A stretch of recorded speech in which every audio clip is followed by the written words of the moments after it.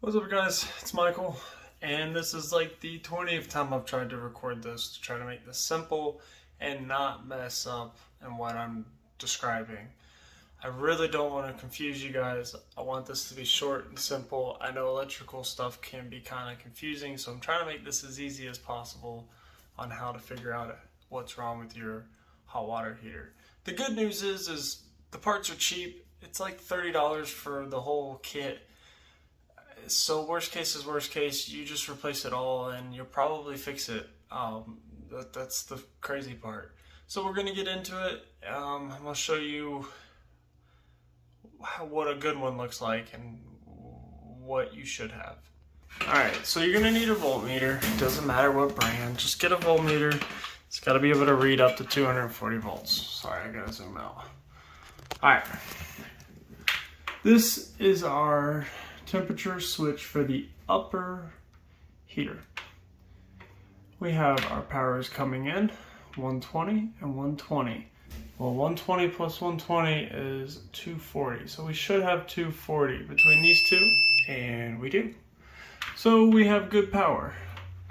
This is our reset switch. 120 comes all the way down to here, and then this is actually the switch. This right here, so power comes in and the power can either go to this lug or this lug, and what determines that is what the temperature is at this temperature sensor. So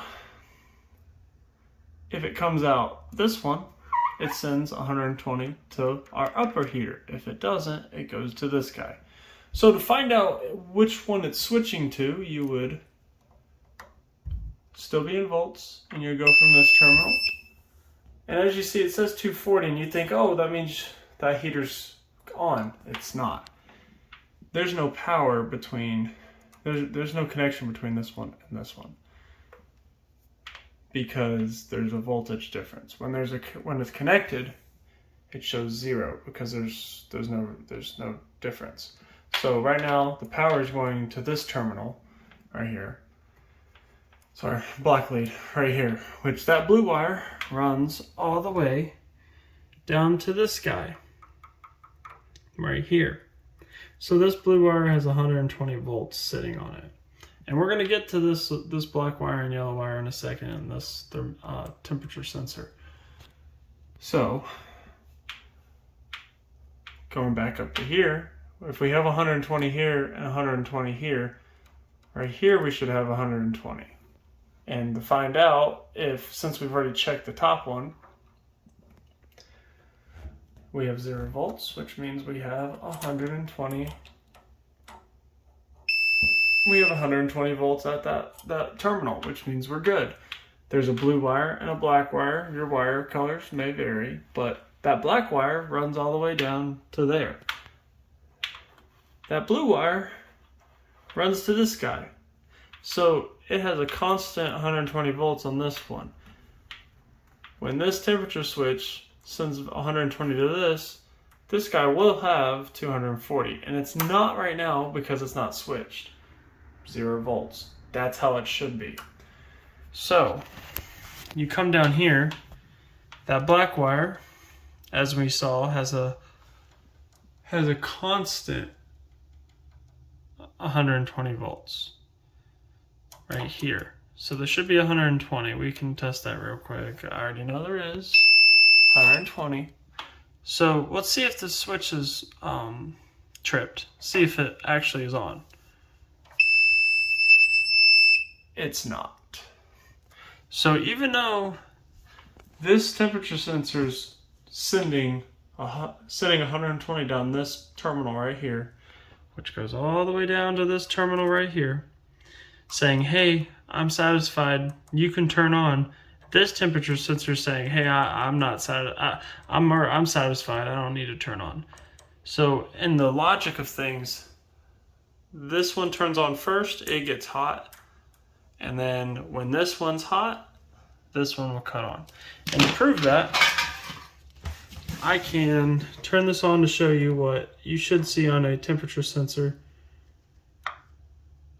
You may have heard it click, which means it's on. So now, when you test power, between these two terminals that had 240, you should have 0. And you do. And to even prove it a little bit further, you should have 240 between these two plugs. And you do. Which means it's working. So in my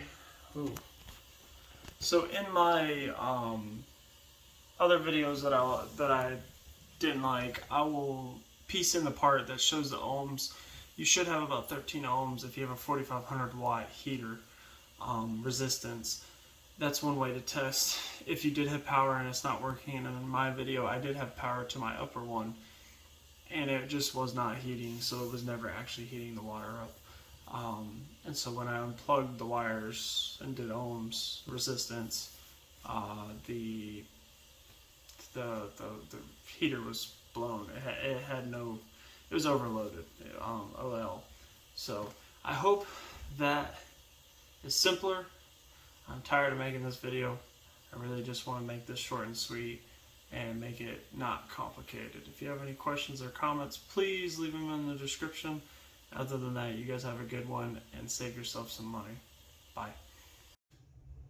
What's up, guys? It's Michael here, and today I am diagnosing. I'm going to show you how to diagnose your water heater. I already know mine's bad, but I'm going to show you exactly what to do to figure out what's wrong.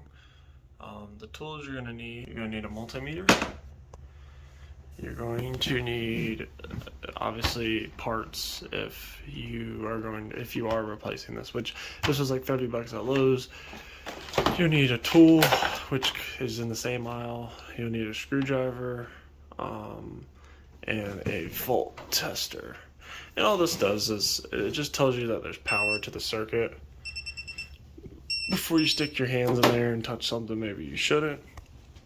And you'll need a garden hose when you go to drain your unit, because obviously it's a water heater, it has water. I'll take the rest off, but I want to show you guys diag. So we're going to go to ohms, which means when I touch these two together, it should beep. Yep, and it does. Can't show you, but I can't show you the screen on that one, but take my word, it beeped, which means it's got continuity. And you see right there, it says overload. So it has no connection on my heaters, or at least on that heater, excuse me.